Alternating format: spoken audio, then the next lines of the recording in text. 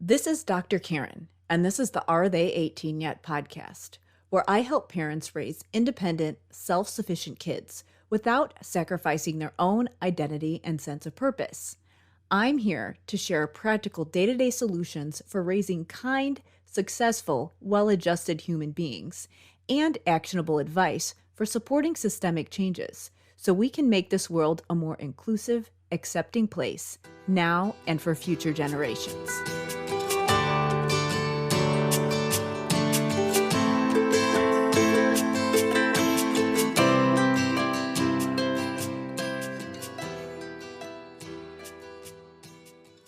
Hey everybody, it's Dr. Karen, and welcome to episode 37 of the Are They 18 Yet podcast. In this episode, I am joined by special guest Miriam Campbell from Skills for Connection. Miriam is a speech pathologist and a social worker who currently supports both clients and educators in helping kids to develop the skills that they need in order to connect and form relationships, as well as succeed in academic environments. This was a timely interview because as I am recording this, I recently asked my readers for some feedback on what questions they have when it comes to neurodiversity and also supporting people with ADHD and autistic individuals. A lot of people wanted to know how they could do intervention in a way that is neurodiversity affirming, but at the same time teaches their clients to be accountable and responsible, especially if they are engaging in behaviors that could be harmful to them or other people, or could just be preventing them from forming friendships and relationships with other people. So how do we handle those situations and give people skills and also address discipline issues? Because a lot of times we can't just let certain things go if people are, for example, stealing things or are physically aggressive and engaging in those type of behaviors. Obviously, we don't want to just say, oh, whoops, well, it's okay, you don't get any consequences. We definitely have to address that in some way, but we don't want to just go right to punishment without teaching skills. And so a lot of times there are issues with the way that punishments are handled because kids just get a punishment, but then there's never any teaching or learning from that situation. So in this interview, we do talk about, aside from addressing that behavior, how do we do this in a way that teaches them skills so that they can have better critical thinking in the future and lead more successful lives? Before we get going, I always like to mention some kind of tangible resource that you can use if you want to take all the information that I'm sharing in these episodes to the next level. So aside from checking out some of Miriam's resources, I also wanted to remind you about the time tracking journal. In this episode, we talk a lot about problem solving and figuring out how to give our clients, our kids, the tools that they need and the skills that they need in order to make good choices during those day-to-day interactions. In this episode, we talk more about the social aspect, but the thing is that social situations do require executive functioning. They do require you to reflect on your own self-talk and beliefs about certain scenarios in your life. Now, the time tracking journal is a tool that is designed to help kids get through specific tasks using planning and sequencing skills, and also just to be able to reflect on whether or not they're working towards their end goal in that process. But one of the things that tends to be difficult is just being able to have the beliefs that you can be successful in a situation, or reflect on your own behaviors and how successful they were in a way that is positive and builds your self-esteem and helps you to do better in the future. So I do share some specific strategies for doing that in the time tracking journal. Again, the time tracking journal is more about developing executive functioning skills and planning and being independent with day-to-day tasks. But a lot of those strategies that I use within this tool can also be beneficial if you use them with regards to thinking about different social situations. So definitely something that can be helpful to take some of these things that we're talking about today to the next level. So to get access to that tool, all you need to do is go to drkarendudek-brannan.com/time journal. Again, that's drkarendudek-brannan.com/time journal. So for now, let's go ahead and get started with the interview with Miriam Campbell.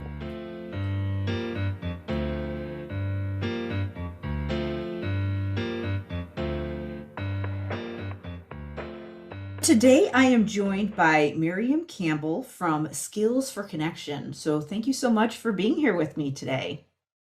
Thanks for having me. It's so great to be here. Thank you. So I thought we could start off by just having you share a little bit about who you are and what you do. Okay, so as you said, my name is Miriam, and I started out, when I was trying to figure out what I wanted to do.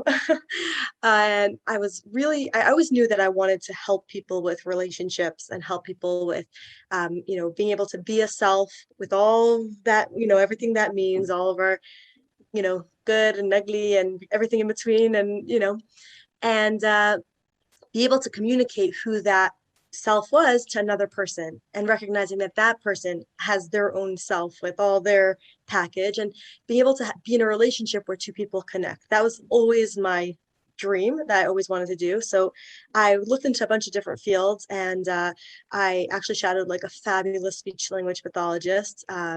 And I saw what she was doing, and I saw that she was teaching how to communicate and the language skills and the cognitive skills. And I fell in love with speech therapy then. I had not really ever known anything, about speech therapy beyond, what everyone knows about speech therapy. And I didn't realize that like there was this whole other world about like communicating who we are and being able to hear and understand who other people or other, stories, or all the different language and pragmatic skills that we're trying to support our clients with. And so I started to do speech therapy, and I would work with all the social skills clients that were struggling with that. And I quickly bumped into the challenge that my students also had other issues. And I felt like that I wasn't really able to get through to them very often, because either was a tension challenge or emotional regulation issue, or all the different aspects that people, as a whole package, as they come.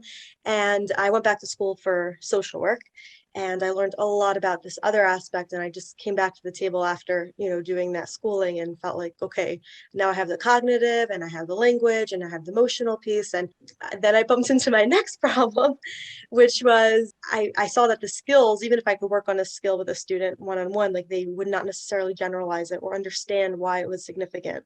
I would work with, I remember one specific student I have in my mind, and darling person. I would sit with that child and try and teach them about greetings, specifically, when you come into a room and when you leave a conversation.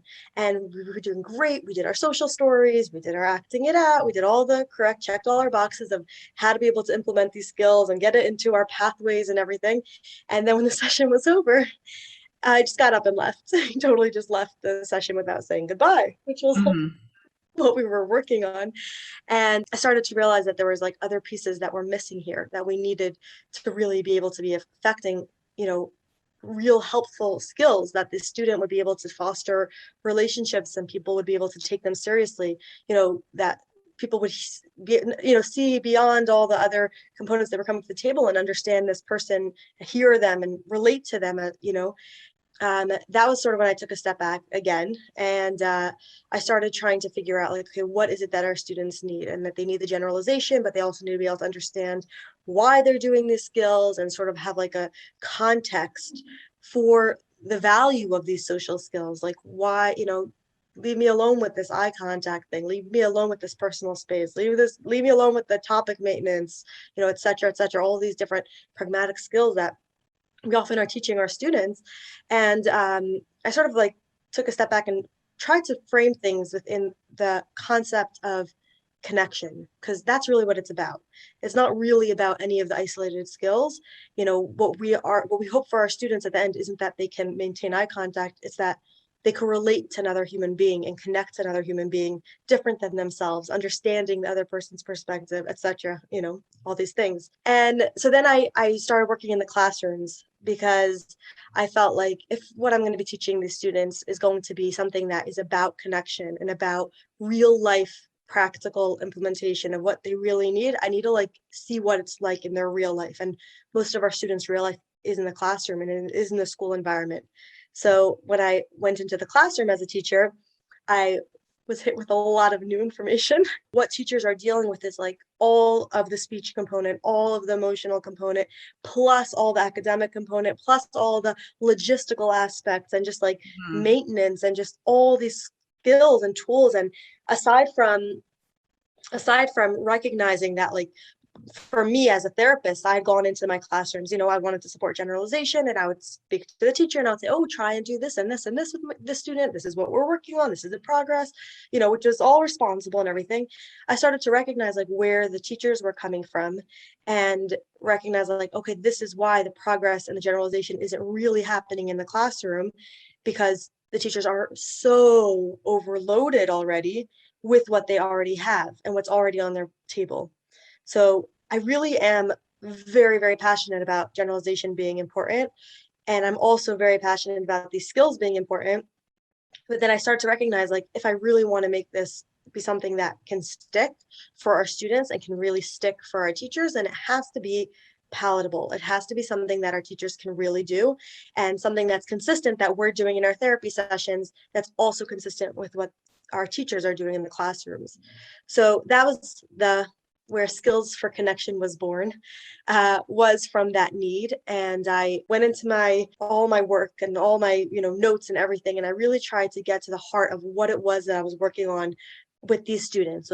What social, what language, what emotional, what cognitive constructs I had been teaching, and to get to the core of what it was, and to be able to present it in a way in my therapy sessions that could be easily transferred into a math lesson, or could be transferred into a social studies lesson or a language arts lesson, or using specific phrase or terminology that the teacher could then help the student who's crying during the lunchroom, or is crying during recess, or the therapist that's sitting with the student and afterwards, and to make like a sort of cohesive way that our students can process their information cognitively, socially, emotionally. Again, like, from a language perspective, all of this data, all this information that they're experiencing throughout the day could have a consistent approach that reinforces what we're doing in our therapy sessions, and also provide support for our teachers who are dealing with all these issues, all the challenges that we see in the therapy room.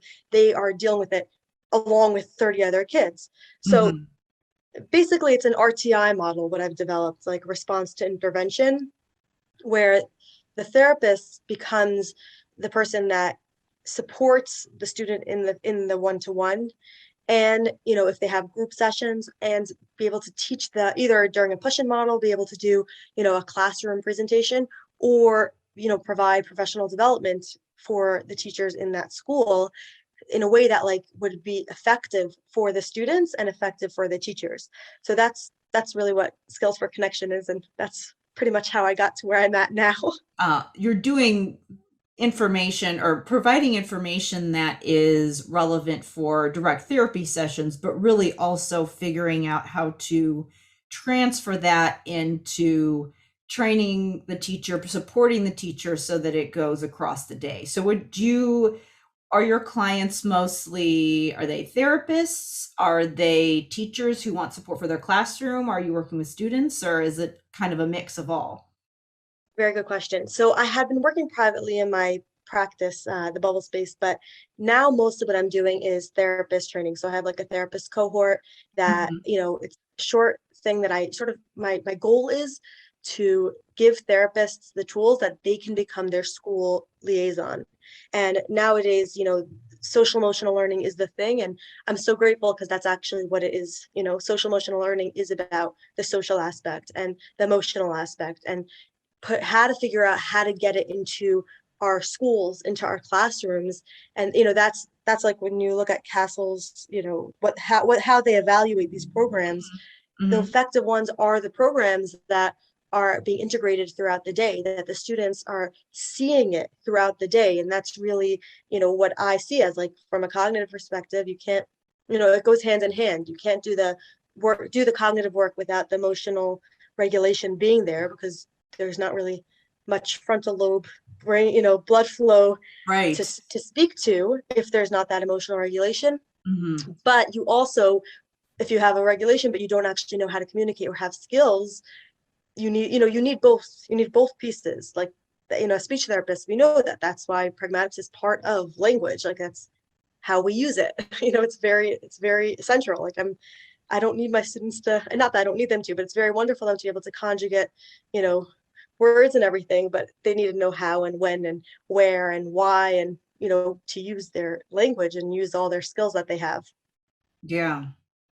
I've noticed this as well. And I think because I support therapists as well and, and parents as well, but a lot of people will ask questions that are very focused on the therapy session and the therapy materials, like where can I get pre-made social stories, or um, Mm-hmm. a lot of people like the idea, and this is therapists, they like the idea of a scripted curriculum. And because I Mm-hmm. do a lot of work in the language and literacy space, that definitely works for that. But when you're talking about building relationships, that is something that, yes, you can have a framework and a process, but it's really hard to give a scripted, like, do this for every kid kind of a thing. When you're talking about communication, I mean, there's just I find people ask for that. They want those tangible materials, but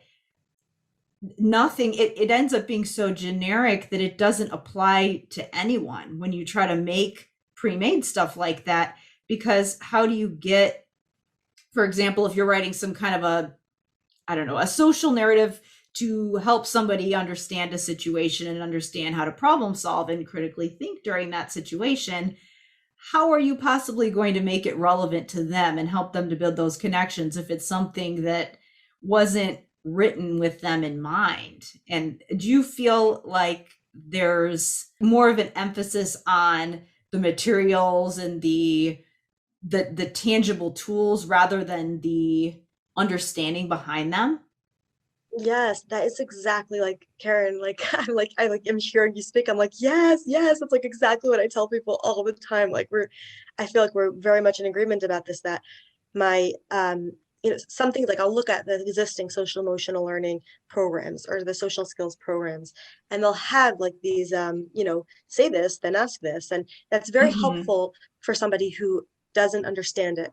But that's really, what I'm doing with my therapist training thing, is that we get to the core, like, of what it is that is at the core of each of these tools.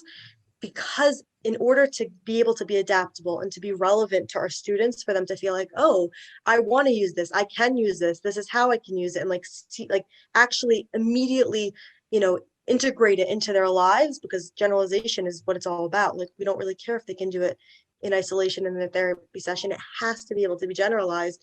Having a construct, that's what I teach, the skill constructs, that the therapist understands and can, be able to apply. Like, this week I got, we have this, as part of the cohort, we have this WhatsApp group, and it was so sweet to see, because these therapists are texting like, oh, I use this construct like this, and like another therapist said, oh, I use the exact same construct like this, because if they understand the concept of what it is at the core that we're trying to teach, like, what specific way of understanding cognitively, emotionally, their environment, then it's so much more flexibility and adaptability, you know, across the board. And they're very, people are asking me for materials. These are the materials. Like, these are the very core, simple constructs. And like, if you look at it, looks like, a Venn diagram. I didn't invent Venn diagram, but teaching therapists how to understand this is how I use this. This is how I can use this for problem solving. This is how I could use it for perspective taking. This is how I could use it for cause and effect. This is how I could use it for sequencing. It's a game changer when you don't look at it, like, as you're saying, as like, okay, let me just read this script and let me just, spit back whatever this specific story is, but like thinking about like, okay, so what is the core lesson here and what does that have to do with our student? How do I plug in the concepts of what the student just dealt with in their fight with their classmate or with their teacher or their process that they're going through? How can they experience that in a way that promotes healthier life skills and healthier connection skills? So we're talking very high level here about, and I think that most people would agree that both parents and therapists and teachers, I think all those groups would agree that if you work on something in a really structured, isolated setting, that it's not necessarily going to transfer over to a real life situation like a classroom or like a real social interaction out, in the lunchroom or in the hallway, or, maybe even outside of school in the home or during some kind of extracurricular. But can you think of some, and obviously without providing any identifying information about specific clients to preserve privacy, but can you think of any specific situations where you weren't getting generalization because things were not connecting? So maybe people were considering just cognitive skills and not necessarily considering emotional regulation, for example. Can you think of specific cases or a specific case that you could share where you weren't making the connection and you problem solved through that to help someone transfer a skill over to a real life situation? That's always almost the starting point. What you're describing is like when Yeah. there's that disconnect, that I know something in my heart, but I don't know, I can't get my brain to understand it, or I know it in my brain, but I can't actually carry it out. Like I know, like very basically, like I know that I shouldn't eat, this entire chocolate bar in one sitting, but somehow I eat the entire Yeah. chocolate bar in one sitting, where Right. that disconnect happens. And that happens, 100 times. I have students like who um there's one student I'm thinking of, and I'm going to change the details. It's a little bit different, but this student was diagnosed with ADHD, and um, he would describe how he felt like, one on one, he could tell me all the problem solving techniques that he could use when he encountered a conflict with another student. In theory, it was all in Mhm. theory. Yet in the classroom, none of it was being transferred. Now, when we talk about emotional regulation, there's so much to it. Like, I'm actually this week's in the cohort, this week's class is emotional regulation. So I've been like really loving this, exploring like different ways of presenting the concept. But like simply said, emotional regulation is a lifelong process. And when we encounter our students and we think about them as far as like, okay, like, are they going to be able to control themselves tomorrow in class? And then is that the proper way of measuring success or not success within emotional regulation? Or is it meaning, but then if we don't, like the pros and cons of that, if we don't, then how do we measure it?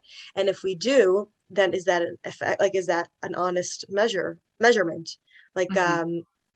think of yourself as what you were like as a teenager, and think of what you are like now, and think about what you were like from a teenager, and think about what you were like when you were 7 years old. The amount of progress that people develop, and some of it is natural maturity and some of it is active work and the therapeutic process and everything like that. But when we talk about things like emotional regulation, you can think of an adult who honks their horn and holds the horn down for a long time. It has that adult mastered emotional regulation or not? And I'm not talking about somebody who's trying to stop someone from crashing into them. Right. Mhm. I'm you talking know, more about road rage kind of situation. exactly, Yeah. exactly. And when we think about ourselves as a continuum, and the reason why I'm talking about like, even adults, and we think about the process of, okay, so this student can in their therapy session conceptualize what the correct thing to do is, but in the classroom punches his classmate. Now, where's the disconnect there? Now, there's so much science that goes into this of understanding, like, emotion is like one of the fastest brain processes that happen in your experience. Think about like the last time you got angry, like Mhm. how you could like Yeah. flip a switch, you could see red suddenly, like you could feel like losing control, like, or your Yeah. kid dumped all the water out of the bathtub and now suddenly, or the student, turn the lights off, or the student ran out of the classroom and suddenly you're in fight or flight, right?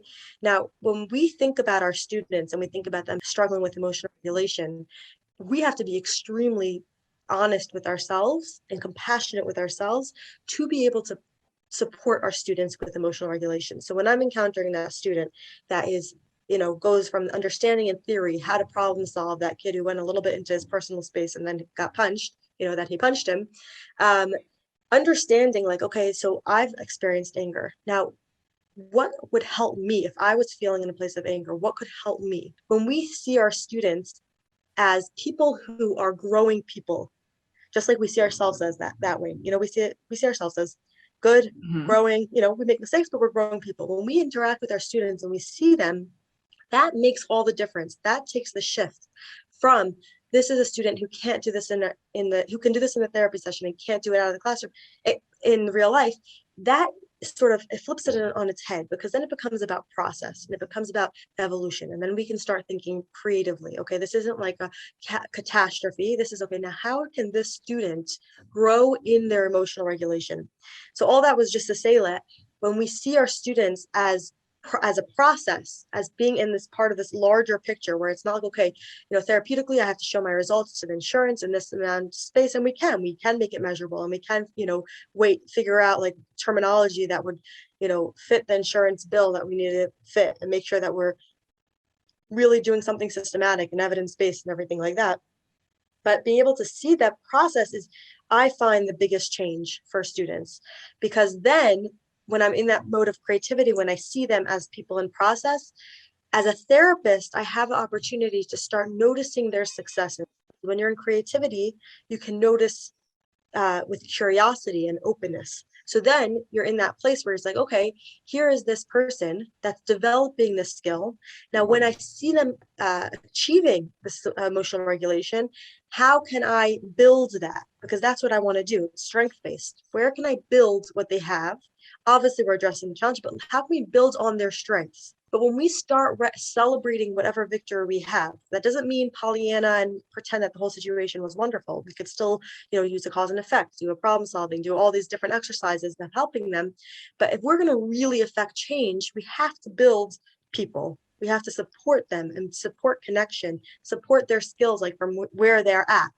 So looking at that student, being able to think, okay, so like, when have you been able to experience self-control?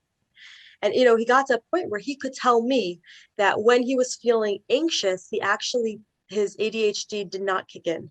And from that place of What did he mean curiosity, by that? Like, what did he mean that his ADHD didn't kick in? he said that, like, if he would walk down the street, where normally he would, act in a certain way, when he was anxious that people would look at him weirdly, he was able to act in a way that was not harmful to anyone else, that wouldn't punch anybody else or bother anyone else. Like, because he cared more about the connection in that place of other awareness and care for another, that he had that Mhm. capacity in that place to control himself.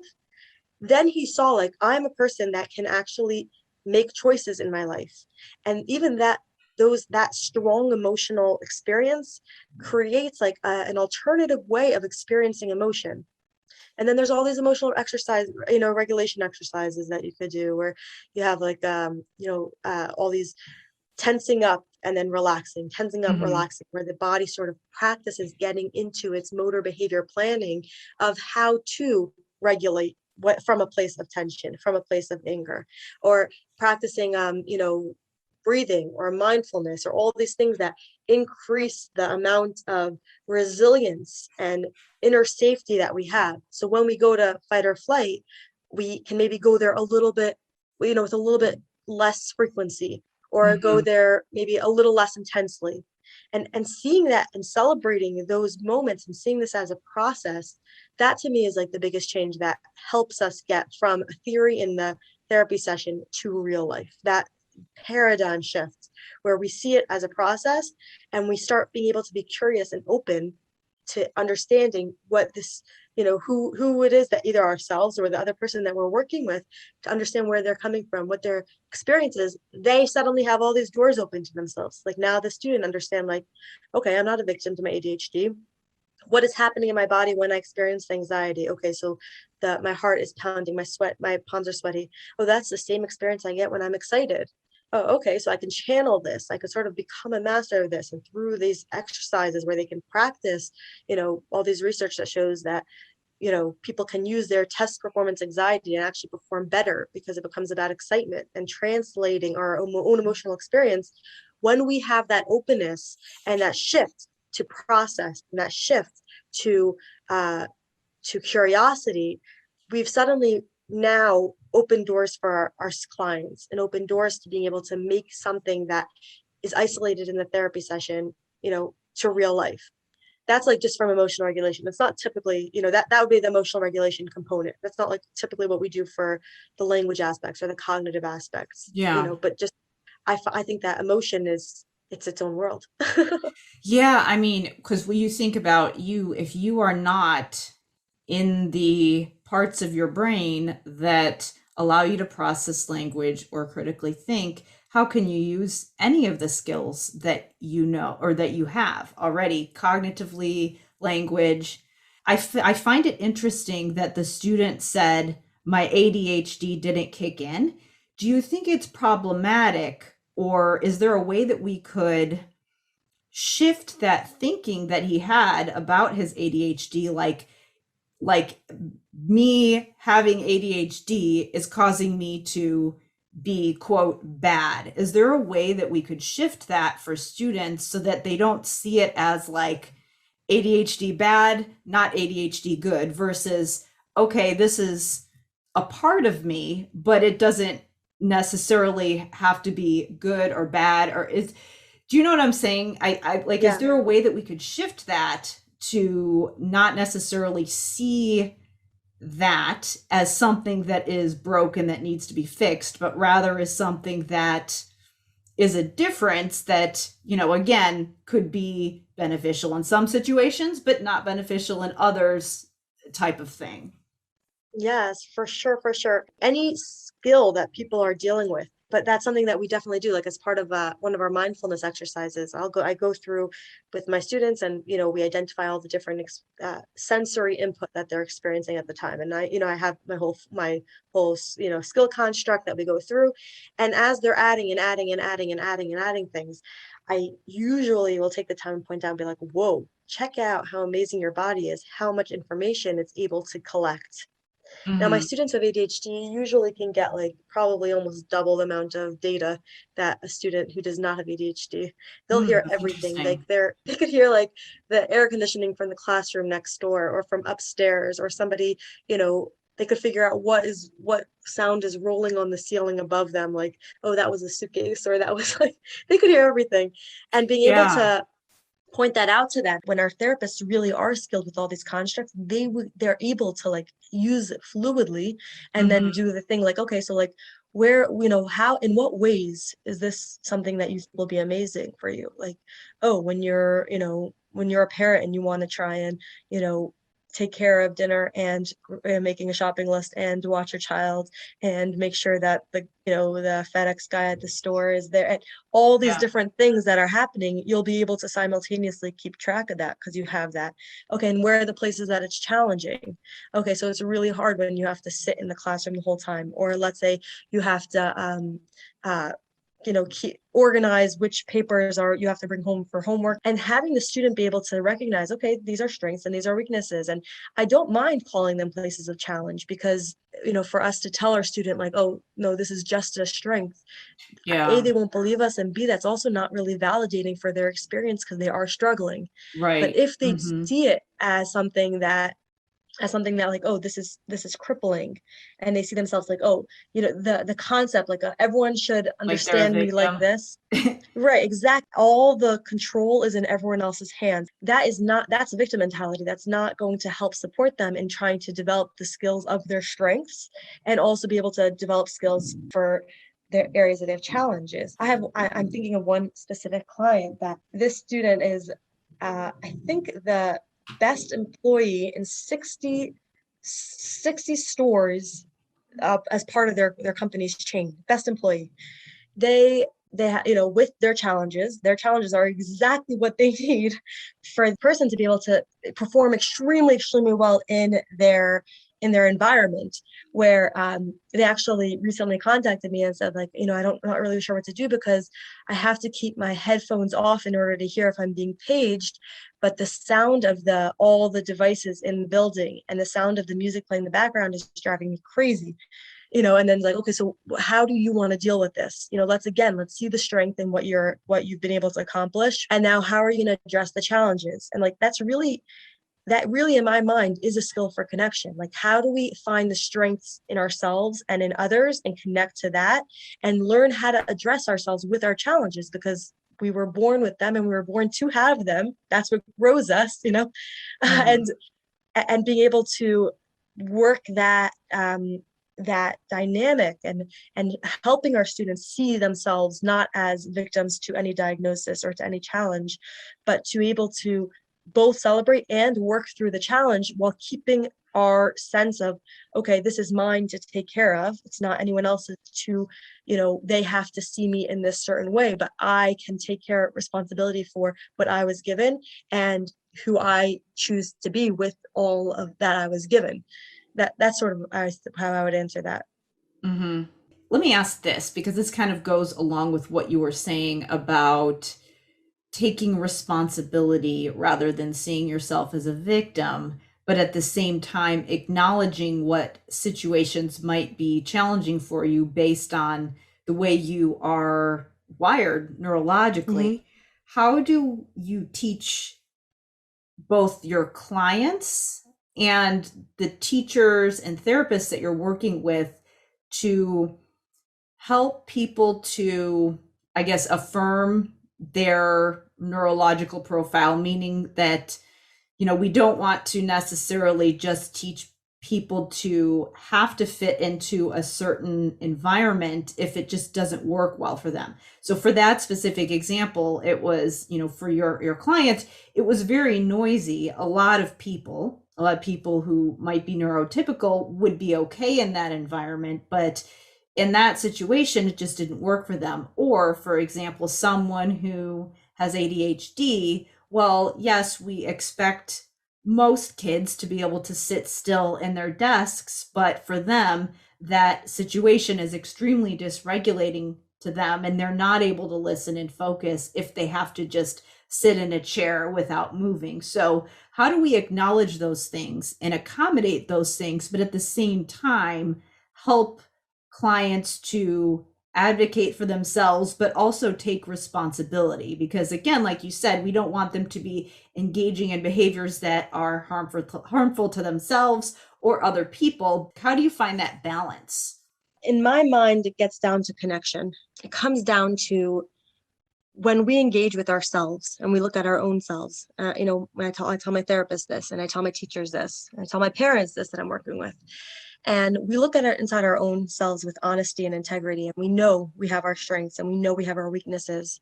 And when we can see ourselves flexibly and we can see ourselves as, okay, how can I achieve? How can I succeed? Then every problem has a way of addressing it. When we're looking for ways to address them, we find them. We have incredible capacities of creativity, incredible potential for that. That doesn't therefore mean that problems go away. I remember there was a student that I was working with, he wasn't diagnosed with ASD because his parents didn't want to go get him evaluated, and he was having a hard time with his peers. He was having a hard time with all the teachers. He was having a hard time, like everything in his life. He was miserable. The student was literally miserable. I remember as a teacher at some points, and I had the awareness of where he was coming from. I understood where he was coming from. And at times, as a teacher, you have a whole classroom. At times, you have the flexibility and the time and the bandwidth to be able to address the student's very unique needs amongst the whole class, right? So like, let's say the student would almost never look at the board and almost never look at anyone else around them. They only looked at their desk. He was only looking at his desk, and he was looking at the images that he was drawing. He would all day long, he would draw these images. That was where his world was. Now, at the beginning, when I started teaching him, I did not realize that he was very much attuned to what was going on in the classroom, because his body language was not communicating that. So I would sometimes ask a question and he would call out the answer. And I'd be like, whoa, who knew that he was even with us, right? Mm-hmm. And that gave me an opportunity for two things. One is to let him know that I could see where he was. So I could say to him, oh, I saw you were listening now. Reinforce what I wanted, which is to see that he was listening, that he was gaining and he was learning, which is why he was in school. He needs to be able to learn and be able to function as an adult in this world. And it also gave me an opportunity to start. So I was able to reinforce what we wanted for him. And it also gave me an understanding of like, okay, so this is how he functions a little bit more. Now, as the year progressed, what I wanted him to understand was that he was communicating to everyone else who did not understand that, meaning all of his classmates who Mm-hmm. really had sort of written him off because he was not addressing anyone in the class. He was in his own world, and he would cry that he doesn't have any friends, but he wasn't engaging with anybody. None of the other peers were like, it wasn't a malicious thing. I saw the other peers, they were not being malicious, but they didn't know that he was even interested, because he's looking Mm-hmm. down and he's coloring the entire time. So then I started being able to show him like, oh, you know how I'm going to know if you're listening to me in class? And start being able to draw him closer and closer to being able to communicate, because that's what we're talking about, is communication. Communicate what is going on in your world, which is you're with me. You're actually listening to what I'm saying as your teacher. How can you communicate that you are listening to me? And it becomes about the connection of, you are a person. Now, how do you want to communicate your personhood to me? Now, if you continue communicating in the way that you are communicating, the other people in your environment may not see you. And that doesn't mean that anyone's being malicious. It means that they're speaking a different language. You're speaking French and they're speaking Spanish. And in order to speak to someone who speaks Spanish, not everyone in Spain needs to learn French. Sometimes someone who speaks French needs to learn Spanish. Now, that sounds very, very bad to say. Everyone should understand where this person's coming from. Mm-hmm. It doesn't therefore mean that anyone who speaks Spanish should say like French is a bad language. But people who are speaking Spanish, how are they supposed to know French? And if most people in a country speak a language, then that's the language that the country speaks. It's just, that's part of languages. Language is a agreed upon way of communicating that it's agreed upon. That's one of the definitions of language. Mm-hmm. So body language is a language. It's one of the skills. So the student has the choice how and if and when to use that skill. That as a therapist, I want to teach them a skill of communication. Then as the year went on, the student more and more and more recognized, oh, I want the other kids to talk to me. I have to look at them when they are engaging or when they're talking, when they're all sitting around, by recess, they're about to start a soccer game and I'm standing there, but I'm not looking at anybody. They're not going to know that I want to play. Okay, so if I look at the person who's talking, then they're going to know I want to play. And he started experiencing the benefits of communicating the language that everyone was speaking. Now, did that mean that he had to work harder for that? Yeah, it was more challenging for him. It was. He had to work harder for that. Just like it was more challenging for the student whose parents only spoke Portuguese in the class and did not speak any, Spanish or any, I'm using that same metaphor, but everyone has their challenges, and it doesn't therefore mean, that he's better or worse or anything. It just means that that's a challenge that when he's trying to connect with another person, he might have to overcome more challenges. That's, when I'm talking to my students and we talk about the challenge that they're experiencing, because I don't believe that it's validating to them for me to be like, oh, this is all hunky-dory, because it's not. It's not honest. Some of it is challenging. That doesn't mean that it's all, that there's nothing good about it, but there is challenge. And to address it and to be like, you are creating yourself. You have this opportunity to create this capacity in your own heart to focus where someone else might not have to. But now when you give your client their focus, you've really given a gift of yourself, because you've worked to develop this, or you've given, your mom, attention when she's talking to you, and you've really given her a gift of your focus and communicating to her in the way that she can understand it. That's how I think of it. I think about it as really honestly love. It's all about love. It's all about the connection, and it goes every way. There isn't anybody who's free from perspective taking, or free from self-development, or free from working. It's everyone does it. That's really what, that's why I work with, the therapists and the teachers and the parents, because we all do it. And the more that the therapists are recognizing these tools and understanding how to integrate them in their own personal lives, the more they're able to actually share it with others. It's really incredible, beautiful thing to see.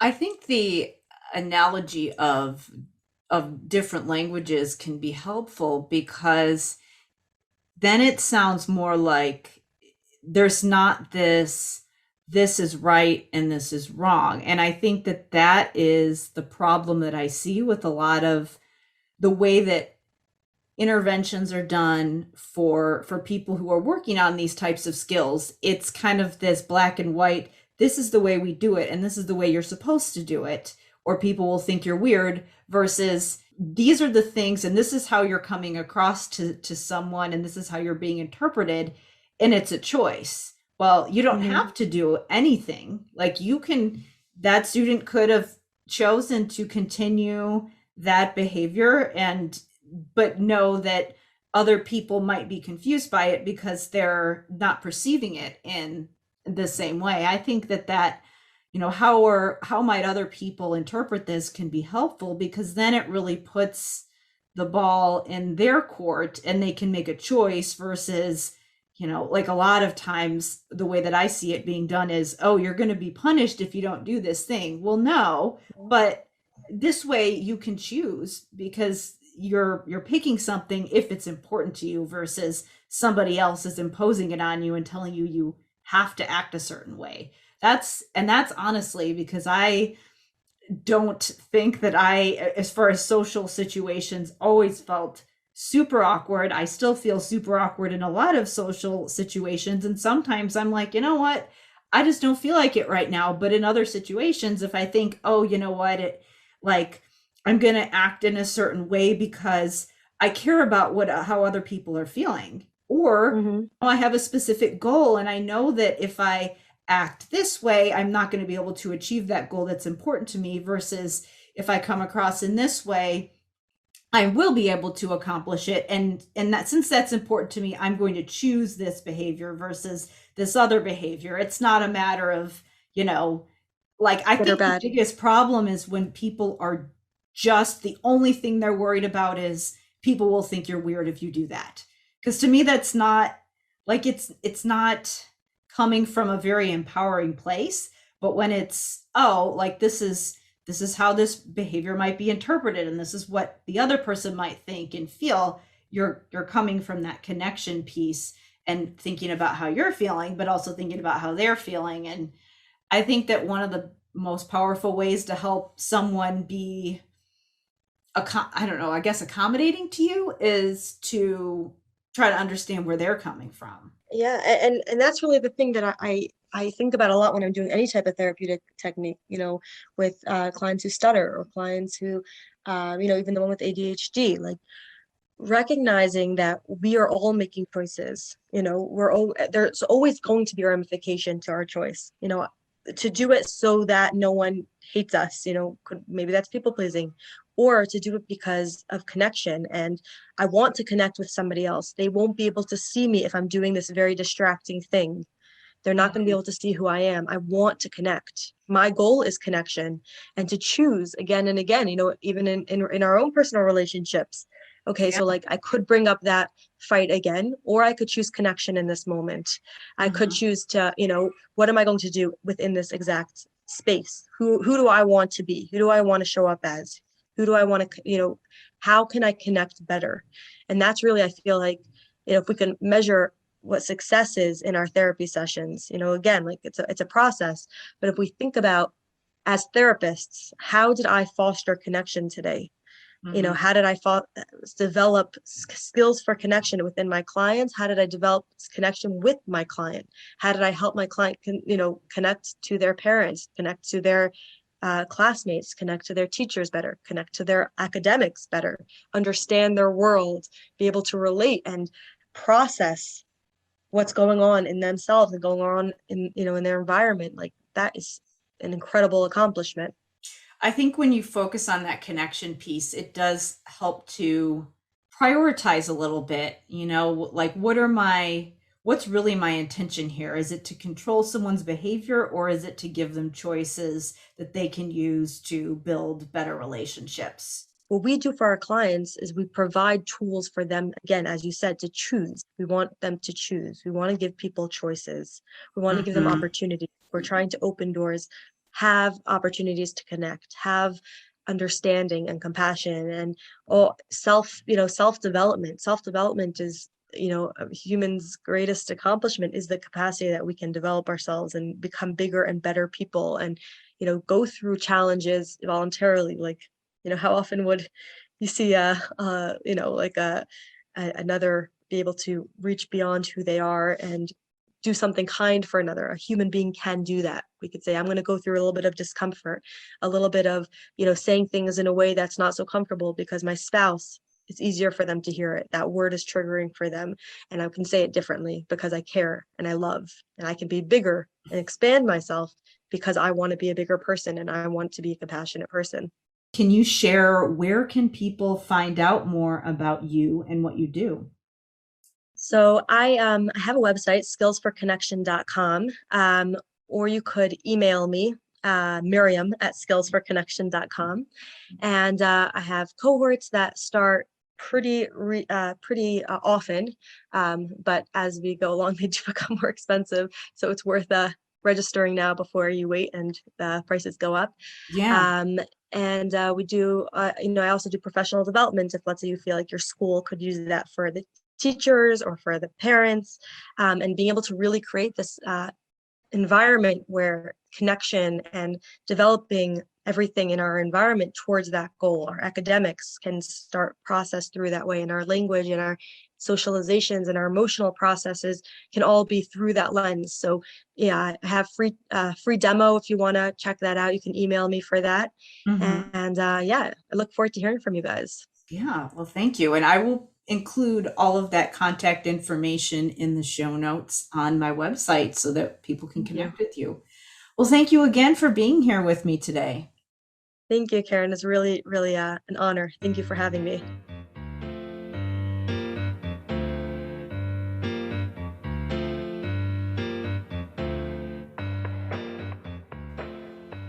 All right, before we wrap up, I wanted to remind you of a couple things.